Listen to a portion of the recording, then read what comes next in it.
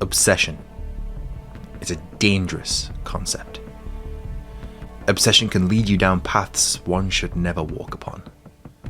Someone can become obsessed with a musician or a movie star to the point of near psychosis. Someone can become obsessed with video games to a point that that game ends up taking over their very existence.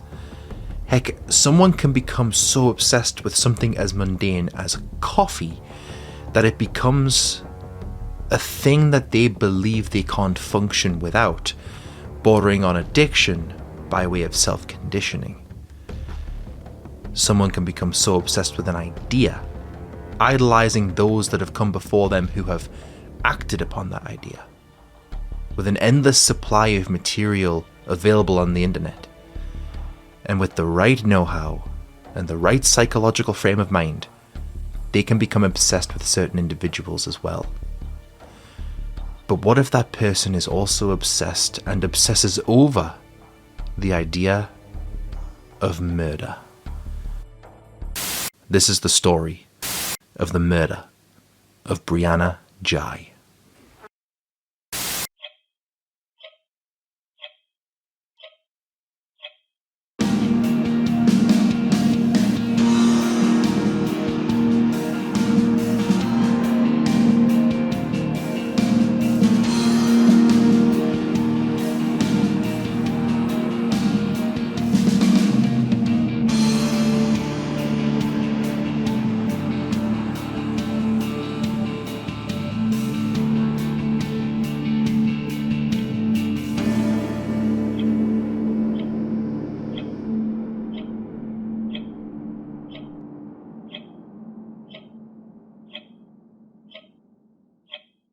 Born on the 7th of October 2006, Brianna Ghey would come out to her parents as transgender at the age of 14.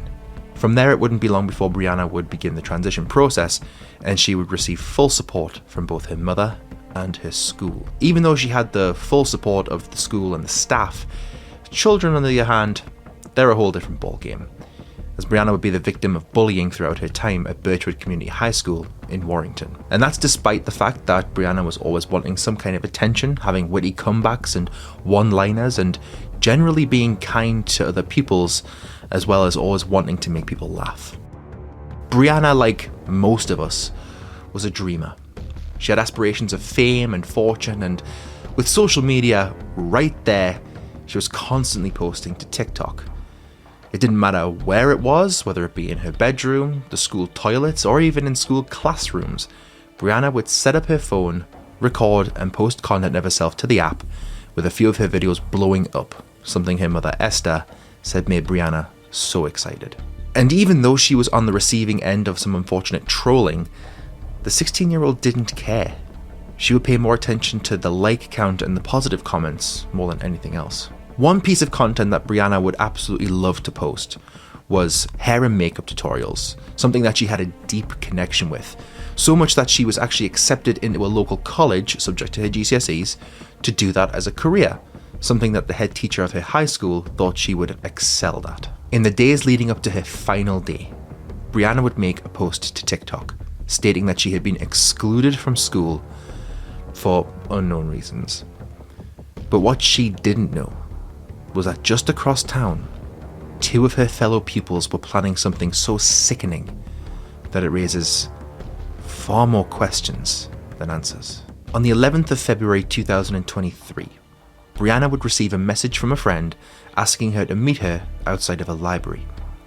Brianna would be given directions on how to get there, with this friend telling them exactly which bus to take and from where in order to get there, only requiring a single ride ticket. Brianna, dressed nearly entirely in white with a fluffy white hoodie and white knee-high socks on, would journey 25 minutes to Birchwood train station in order to get the bus that she had been instructed to get. And this was slightly odd considering that there was a bus stop a mere stone's throw away from the front door of her own house, but Brianna had just done as she was told.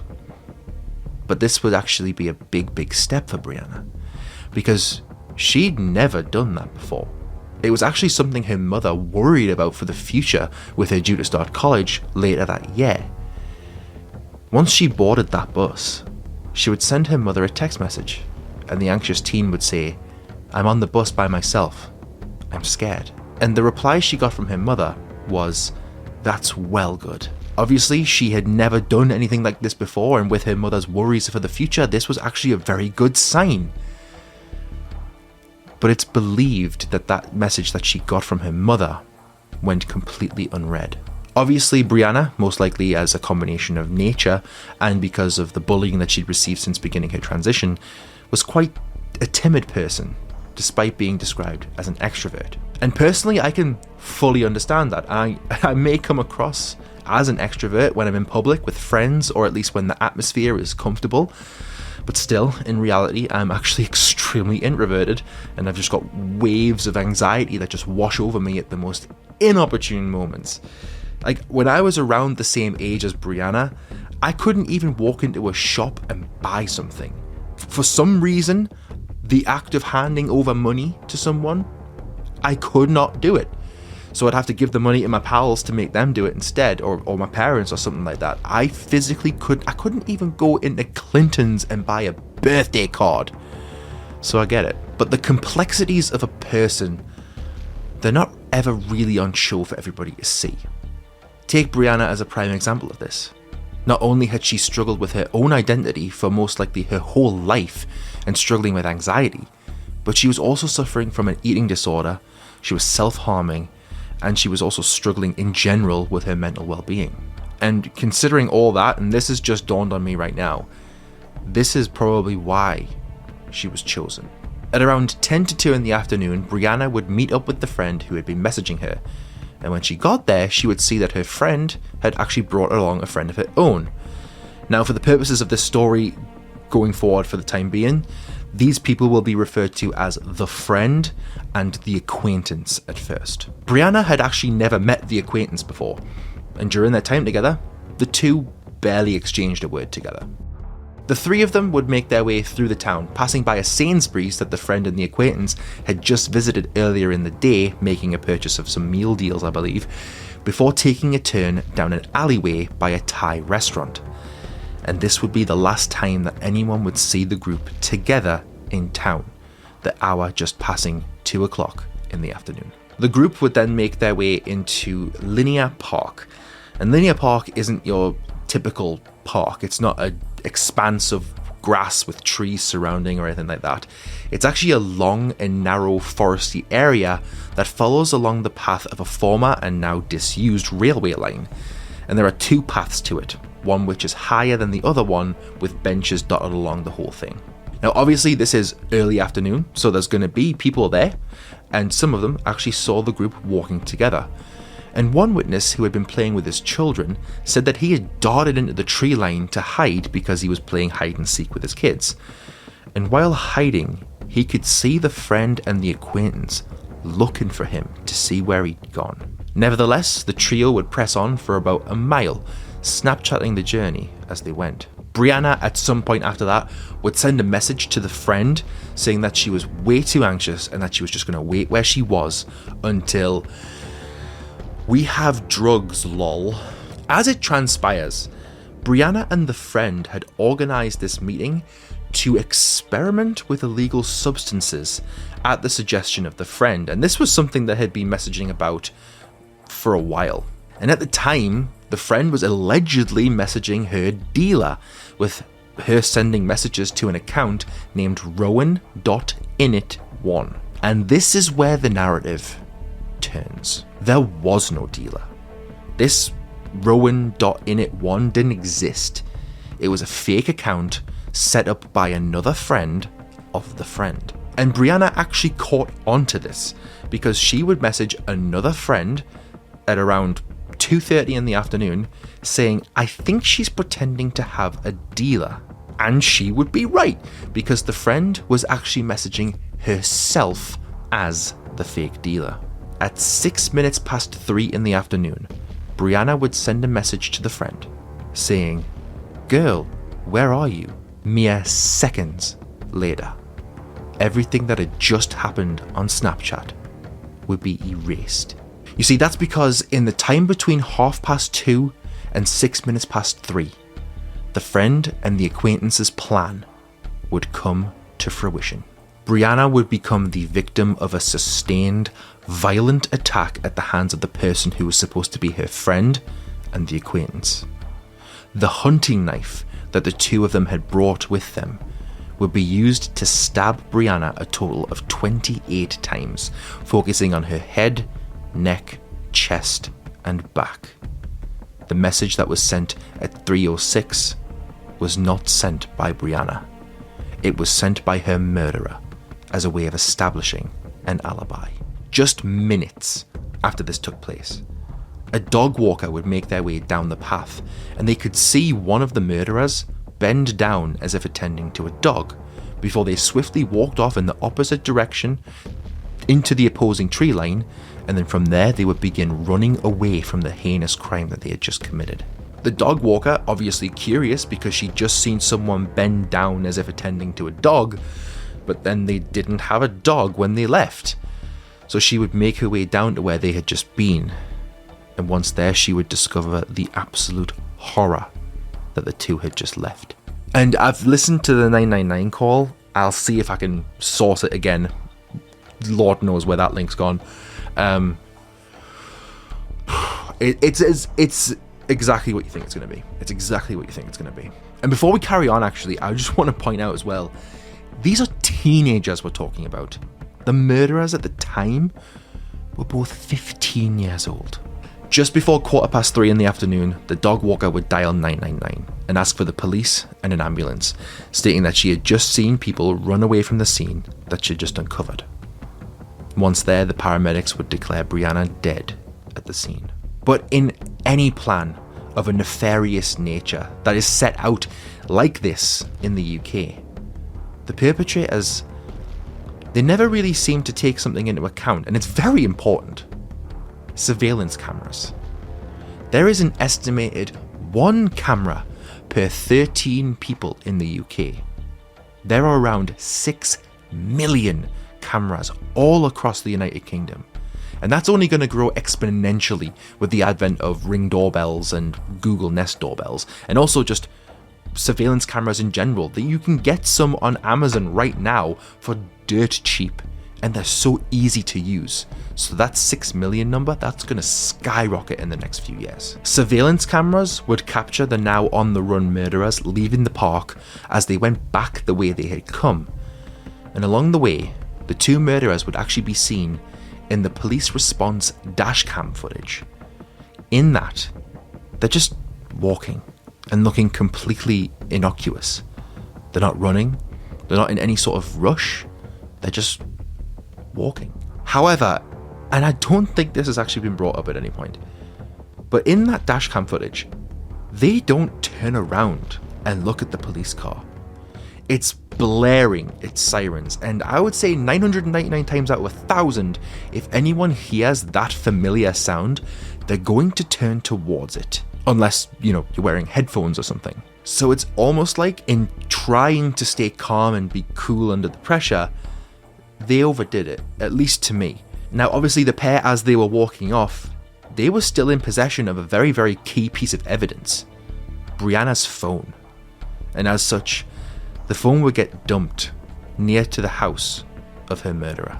The pair, and remember, one is a female and one is a male, the pair would then separate, with the acquaintance, which is the male, returning to the library where the group initially met, hopped on a bus, and returned home. And as if you think this couldn't get any more sick and twisted, Brianna's female murderer would begin the second part of her plan.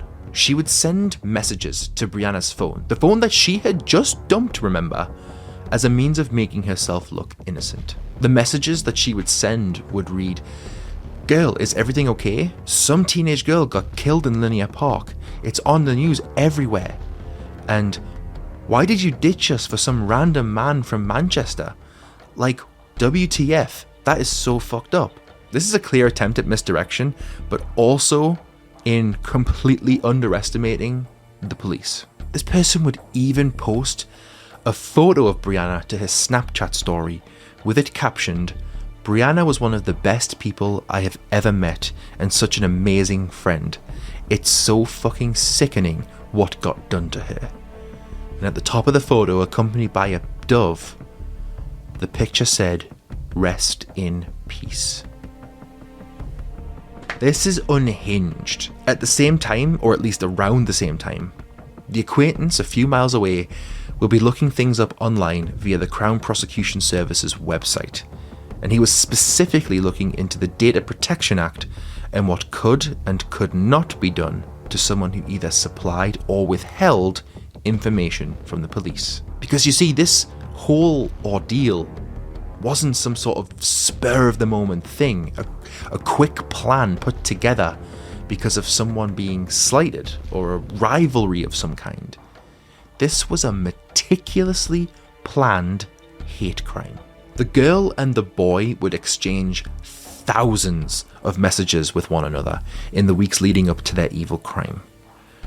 What started as talking about horror films would quickly turn to dark thoughts of murder, and the duo would actually come up with a kill list. And among the names on that list was Brianna's, along with the names of 4 other children. And please don't let that escape your mind. This is children that we're talking about. As far as I'm concerned, if you are under the age of 18, you are a child, and it is children that are planning these murders. At one point, the two were conversing over hanging a boy, to which the female killer would reply, "If we can't get him tomorrow, we can kill Brianna." According to Cheshire Police Detective Chief Superintendent Mike Evans, the messages that the two exchanged were transphobic, evidenced by Brianna's male killer referring to her as "it" rather than her. However, the killing of Brianna, it seems to have lent more towards the side of accessibility rather than being an out-and-out hate crime, with DCS Mike Evans actually also himself adding, "This is about murderous intent for anyone. They had a real thirst for death and for murder. We believe that there were others, possibly who it would have been had it not been Brianna." Another thing that was brought out in these messages was that before the killing of Brianna, the female killer had been giving it the big un after she had given an overdose of ibuprofen gel to Brianna, something that her mother actually recalls as the teenager writhing in pain after the incident. In fact, she thought she was having like appendicitis or something, but no, it was actually an adverse reaction to an overdose of ibuprofen. The male killer was the one to source and bring along the knife, with the female casually checking that it was actually sharp enough to get the job done before she would tell him where to meet beforehand in order to show him where they were going to make the murder happen. And then they would go and meet the victim at the library. And I just want to read you one string of the messages that were sent, because they are something else. Girl, meet me at the wooden posts in Linear 12. We'll go over the plan again, and I'll show you where I'm killing her. And then we both walk to the library to meet her. And grab onto Brianna, slit her throat. When she starts to fall, stab her in the back, then pass me the knife. I want to stab her at least once, even if she's dead. Just 'cause it's fun, lol. Boy, let's have 2 words. One for getting the knife ready, and another to stab. Girl, for get knife ready, I'll look at you and cough. And to stab, I'll say gay. Initially, this plan was actually supposed to take place on the 28th of January 2023, but due to a family birthday, Brianna rescheduled and they decided to meet up 2 weeks later. And the wait, it didn't give the girl any second thoughts. In fact, it seems to have made her even more vindictive. She even sent a message to her male counterpart stating that she was excited AF. The pair wouldn't last long at large though. They managed to avoid police detection initially, but on the 12th of February at 7:36 in the evening, the female killer would be taken into police custody. And the arresting officer noted that she seemed like being arrested was coming as a shock to her, going as far as to say she would be able to talk her way out of anything when talking to the BBC about what happened when the arrest went down. I'm not entirely sure at what time the arrest of the male took place, but I'm going to assume it would have been around the same time, just so like one didn't have the chance to warn the other or something like that. However, one other thing that was noted was that the suspects appeared to be extremely confident before they were placed under arrest. But once the evidence against them was presented as to why they were being arrested, they, for lack of a better term, shat a brick. Following the arrests, handwritten plans would be found inside of the female's room. On the page that was entitled Saturday, 11th of February 2023, there were 4 things. Number 1, the date. Saturday, 11th of February 2023. Number 2, victim, Brianna Ghey. Number 3, the plan. And I'm going to read this verbatim. Meet at wooden posts, 1 p.m. Walk down to library bus stop. Wait until Brianna gets off bus. Then the 3 of us walk to Linear Park. Go to the pipe/tunnel area. I say code word. He stabs her in the back as I stab her in the stomach. He then drags the body into the area. We both cover up the area with logs, etc. And number 4. The top right corner of the page is decorated with a smiley face and a heart. What is written on this page is so disjointed from the decoration in the top right corner that it seems genuinely psychotic. It's something that you would find in a diary talking about your crush making eye contact with you back when that sort of stuff mattered. Not murder for the sake of fucking murder. Upon further digging, police would discover some pretty detailed notes on serial killers such as Jeffrey Dahmer, the Night Stalker Richard Ramirez, and John Wayne Gacy. On the page regarding Ramirez, the girl wrote a whole breakdown of the man's character. Classification, serial killer. Characteristics, rape, robberies, mutilation. Number of victims, 13 to 16 plus. Date of murders, 1984 to 1985. Date of arrest, August 25th, 1985. Date of birth, February 29th, 1960. Sentenced to death, November 1989. Died in prison June 7th, 2013. Method of murder, shooting, stabbing, beating. Location, USA, Los Angeles, California.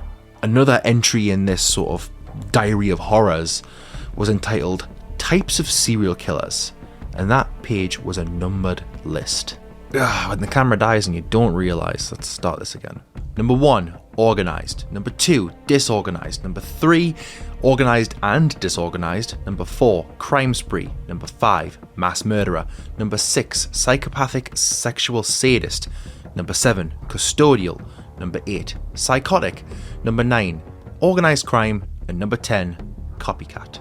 Now, I'm not entirely sure where she got all these from, because in reality there's only actually really 4 types of serial killers, those being thrill seeker, mission orientated, visionary serial killers, and power and control serial killers. But this girl, she wasn't doing something akin to what I would do. Like, personally, I researched to then report it to you guys. What this girl was doing was studying. She was studying killers like Ramirez, Dahmer, Gacy in some sort of like fanciful idealization of the people themselves and why history remembers their names. And it is for that exact reason why I have decided to not name their names at all yet. I'm not going to give them the satisfaction of people saying their names and having people cower in fear and stuff like that. I'll name them once at the end of this video, and that's it. I'm not giving them what they want. It's also been discovered that the female killer, at the mere age of just 14 years old, was finding herself in a, well, I say finding herself, she was actively seeking out a place that children should never go to. You see, this girl, she would download a Tor browser. And for those that don't know, Tor is an acronym for the Onion Router. Tor browsers are used to access sections of the internet that are inaccessible from places such as Google. And this is actually something that was developed by the US military for them to be able to access places to do covert things, I guess. But picture this, the internet itself is like an iceberg. The bit at the top, the bit that's above the surface, that is what is freely able to see on the actual internet. That's what you just go on Google, type something in, and it brings it up. The deep web, though, is things like databases and things that you can't normally access. Like you can't access the back-end code of Discord, or you can't access the information of people who have bank accounts. Like you can't access that stuff freely without being on local intranets and stuff like that. But the very bottom of the iceberg, that is what houses the dark web. And many illegal things take place here, such as like drugs and arms trafficking. It's where the Silk Road really thrived. And if you're inclined, you can hire yourself a hitman if you want to be scammed or arrested by the FBI. However, that's not what this girl would log on to Tor to browse. She was logging on to the dark web for red rooms and watch whatever would unfold. But what is a red room? Well, a red room is a place where you can go to watch endless hours of people being tortured or murdered. And it's basically snuff material. Couple her seeming obsession with infamous serial killers with actually watching people die and have unspeakable things done to them, it was never going to equate to anything good. In the search of the boys' room, the police would recover the murder weapon as well as some blood-soaked clothing. The male had actually been diagnosed with autism and the female was suspected of having autism. However, both were very high functioning and very intelligent. Following the police investigation, which was as open and shut as you could possibly get, a trial date would be set for the 27th of November 2023. Due to the autism diagnosis for the male, provisions would be made for him by the courts to allow him to type out his answers to all questioning due to his selective mutism as a result of his autism. And as he would type out his answers, an intermediary would step in and read out what he just wrote. Similar provisions were made for the female in that she was allowed to react or speak in a modified way to the norm due to her own suspected autism. At the trial, the prosecution would present evidence in the form of the messages exchanged between the pair, including ones in which they discussed poisoning their would-be victim with an overdose worth of ibuprofen. The thought process here is that if she had suddenly passed away as a result of the ibuprofen, it would have been looked at as Brianna's struggles with depression, and everyone would have just thought that she had OD'd, and that would be that. But after that failed, the prosecution would put forward that it made them even more vindictive and therefore more bloodthirsty, in that they would switch from poisoning to stabbing, and they are two far different extremes. To this, the male sent the girl a message saying that he wondered if it will scream like a man or a girl. For the girl, this was very much an obsession of a fantasy coming to reality.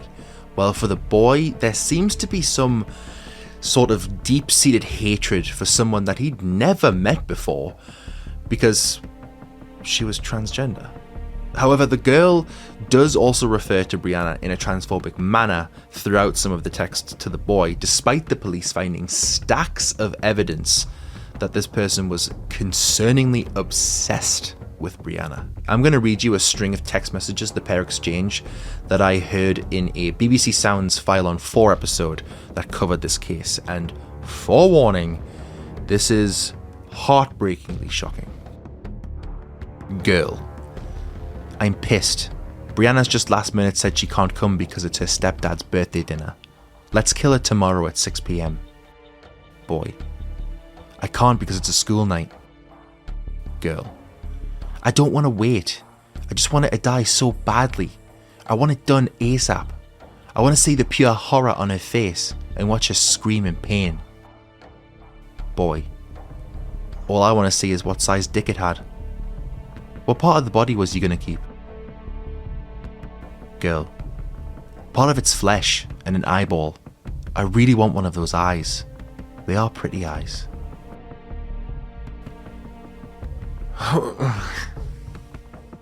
She wanted to keep a part of her fucking body, man. Like, what the The court would hear that the girl had, in her own words, become obsessed with Brianna, calling her both really different and really pretty.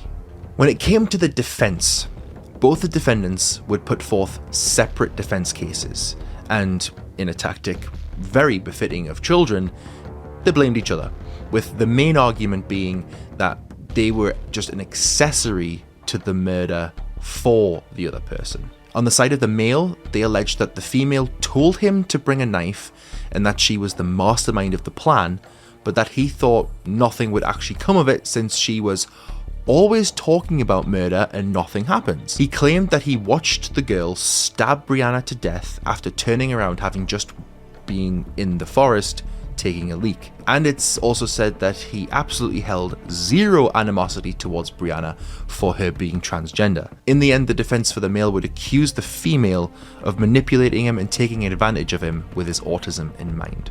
On the side of the female, the plan to lure Brianna into an isolated environment was just a mere fantasy, and they were never supposed to actually act on it.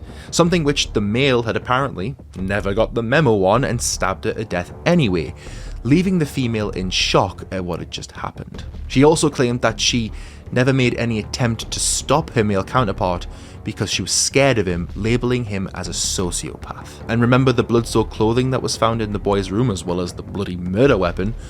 The defense for the girl would latch onto that, stating it was a huge amount of Brianna's blood to be found on his clothing, while absolutely none of it was found on hers. And thus the trial would conclude just in time for Christmas on the 20th of December 2023.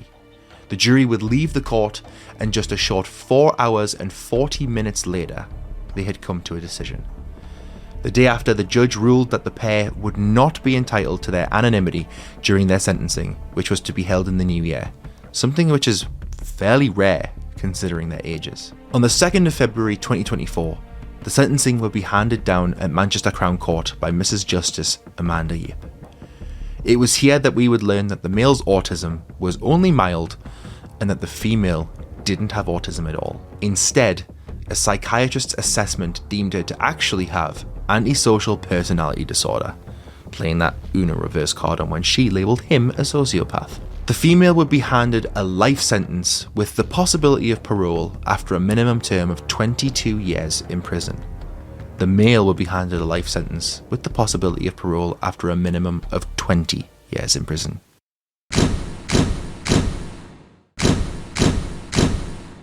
All in all, this means that Scarlett Jenkinson may be able to walk the streets again from January 25th, 2044, and Eddie Ratcliffe may be able to do the same as of January 25th, 2042. Justice Yip, during the sentencing, described them both as sadistic in nature, and in referring solely to him, that there was a secondary motive, which was hostility towards Jai because of her transgender identity. Obviously, as you can imagine with a case such as this, it drew out a lot of transphobia throughout the last year.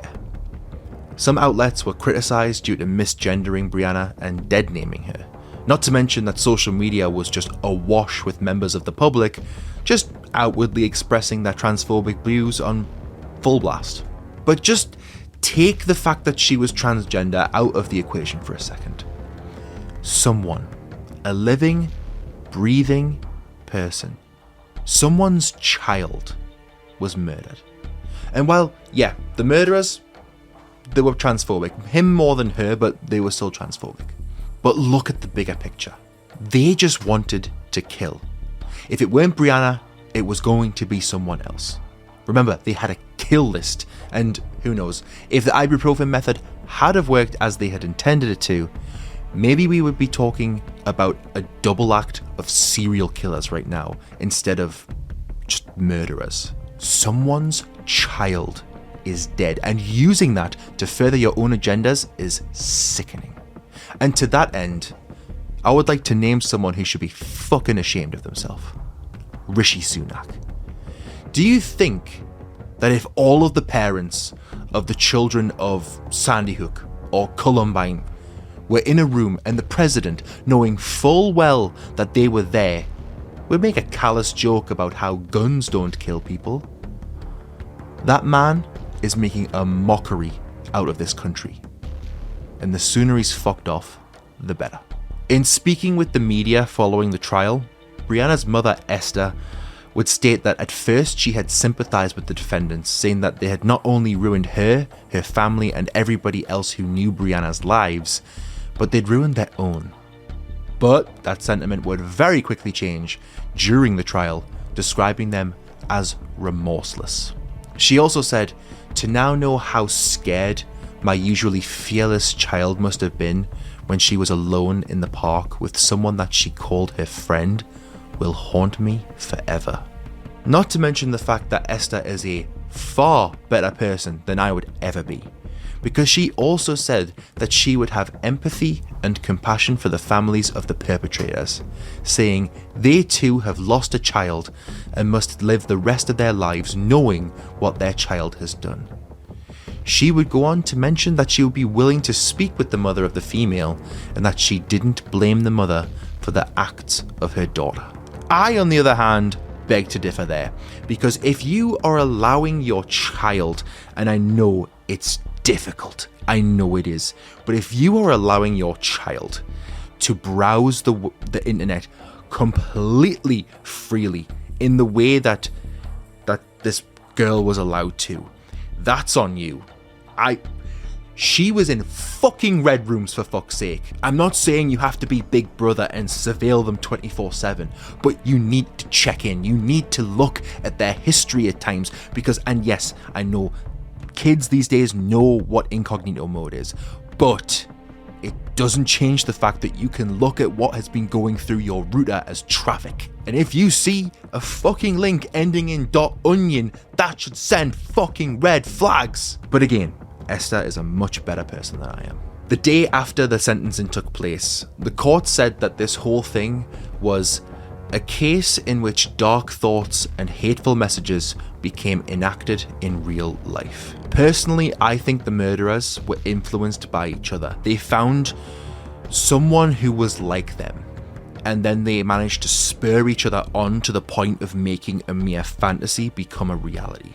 DCS Mike Evans, following the trial, would say, "I still think to this day Brianna wasn't killed because she was transgender, and possibly the fact that she was transgender made her that little bit more vulnerable and accessible."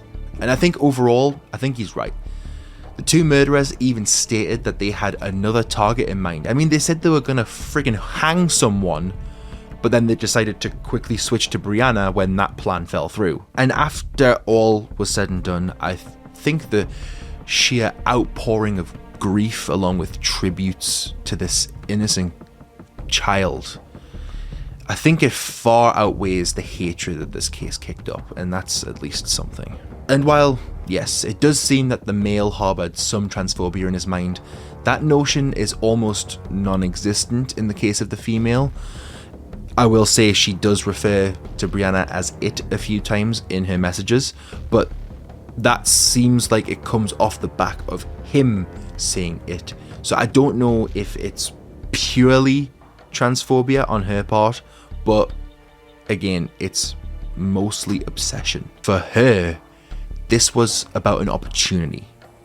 For her, this was about murder by any means necessary. And that was the story of the murder of Brianna Ghey. Forewarning, save your piece of shit views for yourself. Anybody who wants to leave any comment on this video, I will be policing all of them. So don't even bother if you're going to be a fucking toxic prick.